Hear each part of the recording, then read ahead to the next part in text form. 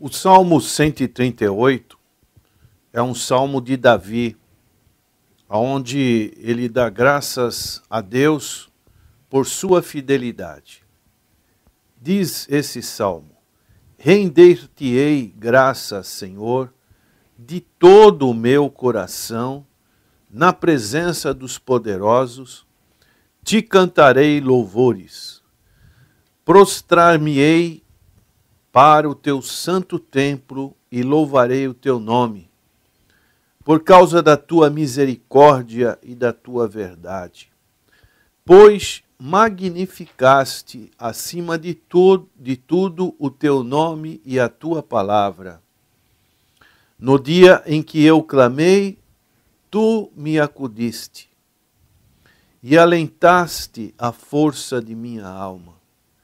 Render-te-ão graças, ó Senhor, todos os reis da terra, quando ouvirem as palavras da tua boca. E cantarão os caminhos do Senhor, pois grande é a glória do Senhor. O Senhor é excelso, contudo atenta para os humildes. Os soberbos, ele os conhece de longe. Se ando em meio à tribulação, tu me refazes a vida, estendes a mão contra a ira dos meus inimigos. A tua destra me salva. O que a mim me concerne, o Senhor levará a bom termo. A tua misericórdia, ó Senhor, dura para sempre. Não desampares as obras das tuas mãos. Aqui, uma particularidade que podemos constatar no salmista é a sua individualidade de clamar a Deus, de agradecer a Deus, e ao mesmo tempo também podemos reparar o quanto ele falava no sentido coletivo, especialmente da nação de Israel. E o salmista, ele diz nesse verso primeiro: render-te-ei graças, Senhor, de todo o meu coração, na presença dos poderosos te cantarei louvores. Quem seriam esses poderosos que o salmista está se referindo? Nós encontramos no Salmo 82, Salmo de Asaf, também a menção sobre esses poderosos. Diz aqui: Deus assiste na congregação divina, no meio dos deuses estabelece o seu julgamento. E dessa maneira nós podemos ver que essa palavra deuses, no sentido hebraico, ela tem a mesma interpretação da palavra poderosos. Esses deuses é uma dificuldade de interpretação que podemos ver, que poderia ser poderes angelicais, poderiam ser seres espirituais menores que compõem o concílio celeste de Deus, mas uma outra interpretação é que esses deuses sejam os chamados juízes humanos. A palavra hebraica Elohim significa deuses e é usada para indicar juízes humanos. Então esses são os poderosos que Davi estava clamando, estava dando os seus louvores, e podemos ver uma referência no livro de Êxodo, capítulo 21, verso 6, a respeito de determinadas leis, que diz: então o seu Senhor o levará aos juízes e o fará chegar à porta ou à ombreira que o seu senhor lhe furará a orelha com uma sovela, e ele o servirá para sempre. Essa palavra aqui nos mostra juízes, também é utilizado no hebraico para simbolizar, para dizer a respeito de deuses. Então, Davi está nessa presença de Deus, rendendo graças. No verso 3, ele diz a respeito do clamor, que o Senhor tinha acudido o seu clamor. Era a força motivadora por detrás das ações de graças de Davi, que Deus responde às orações. Deus tem respondido à sua oração. Encontramos esse princípio na palavra de Deus, especialmente, por exemplo, no rei Davi, que era um homem segundo o coração de Deus, e ele podia dizer com bastante segurança: no dia em que eu clamei, tu me acudiste e alentaste a força de minha alma.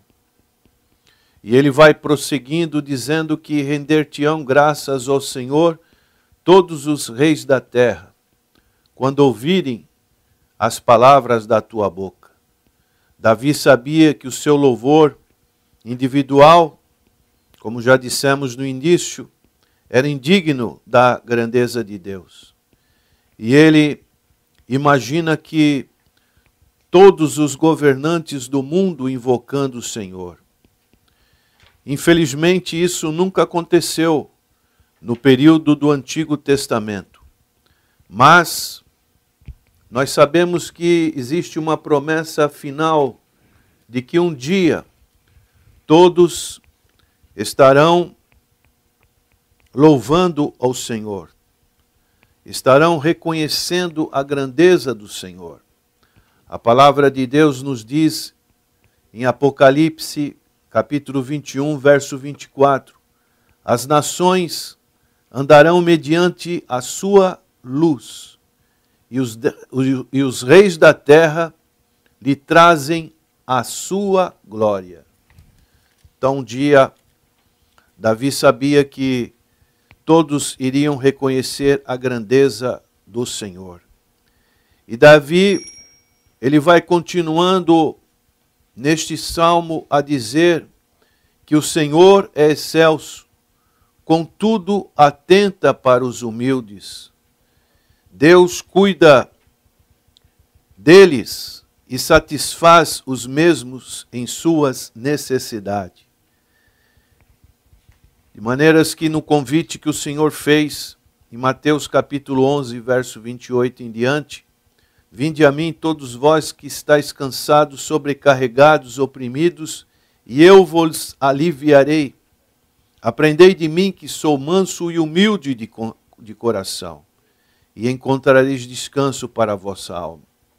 A humildade é um requisito importante para nos aproximar da pessoa de Deus, do Senhor Jesus Cristo.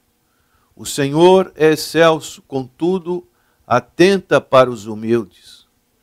Não podemos ser soberbos espiritualmente falando, mas precisamos reconhecer, como aquele pobre publicano que não tinha ousadia de olhar para os céus, mas batia no seu peito e suplicava a graça de Deus para a sua vida.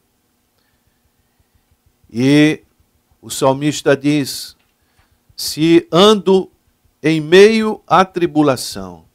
Talvez você neste dia esteja passando também por alguma dificuldade, mas se você confia em Deus, Deus é poderoso para mudar toda dificuldade que está ao seu derredor. Esta tribulação é geral, capacitando os adoradores posteriores a aplicarem facilmente esse pensamento às suas próprias condições. Então, se ando em meio à tribulação, tu me refazes a vida.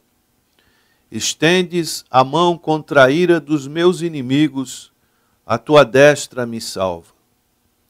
E daí ele conclui com este verso 8, que é muito importante, que diz: o que a mim me concerne, o Senhor levará a bom termo.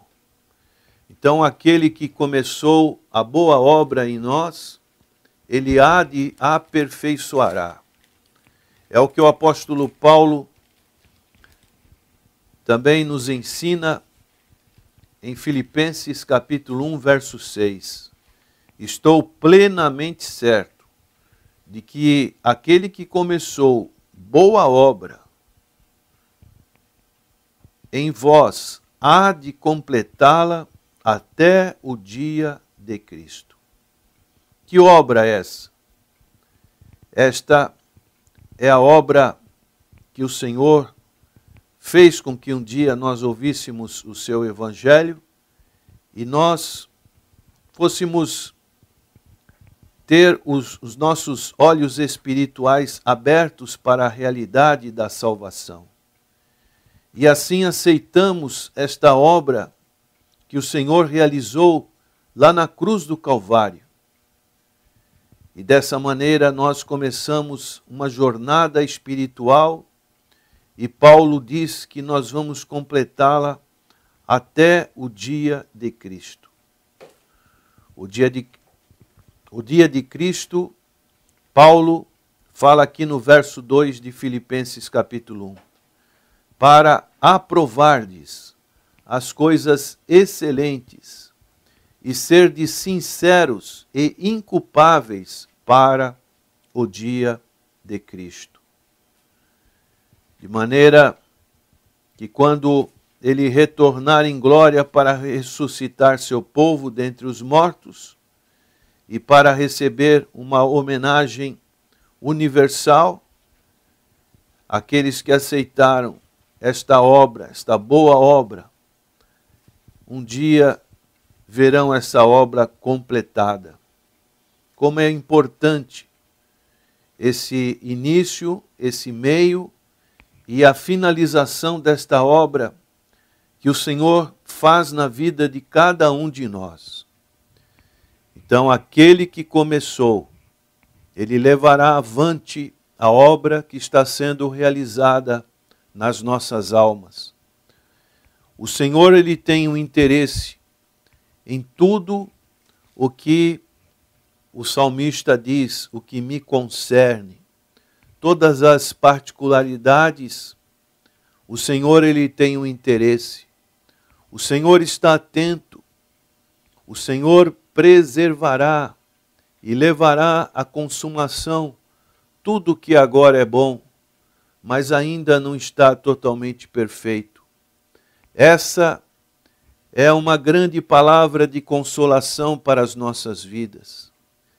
Eu tenho que reconhecer que não sou capaz de aperfeiçoar a obra da graça divina.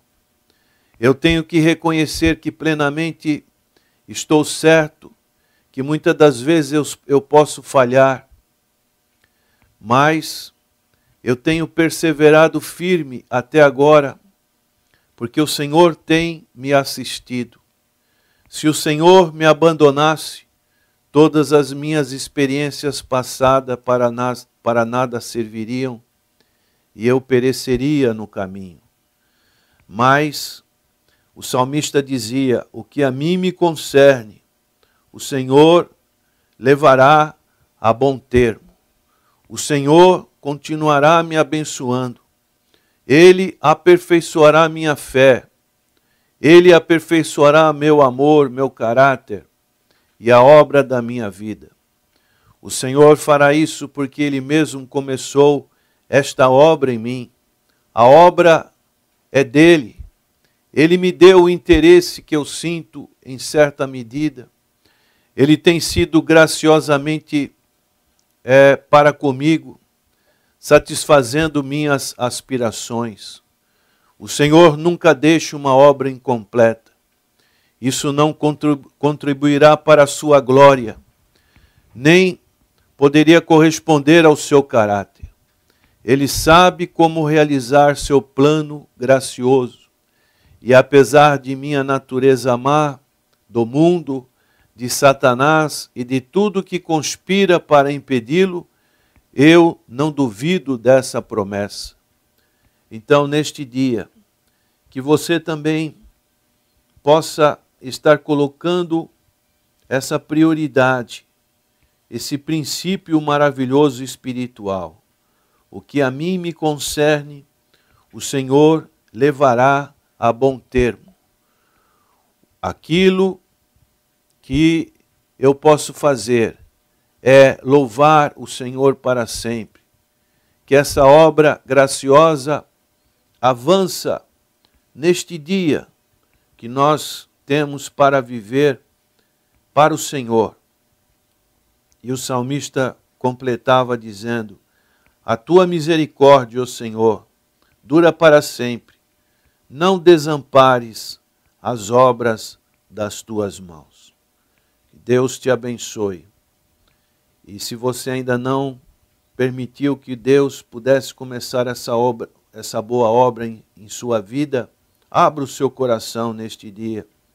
Convide o Senhor a entrar na sua vida, a mudar a sua vida, para que Ele possa também fazer uma grande obra na sua vida e você seja um verdadeiro adorador que o adore em espírito e em verdade. Vamos orar. Senhor, nosso Deus, nosso eterno Pai, clamamos por vidas que sabemos que o Senhor precisa realizar uma boa obra. Que esta boa obra se inicie neste dia, nessa manhã, que hajam corações propensos, terra fértil, para que a tua palavra, que é a semente da verdade, possa estar sendo plantada nesses corações, retirando toda a erva danina, tudo aquilo que foi plantado nos corações, ó Deus, das coisas deste mundo, das coisas do inimigo da nossa alma, e assim o Senhor fazer florescer nessa terra uma planta que seja vistosa aos teus olhos. É a nossa oração, agradecidos, no nome precioso de nosso Senhor e Salvador Jesus Cristo. Amém. Amém.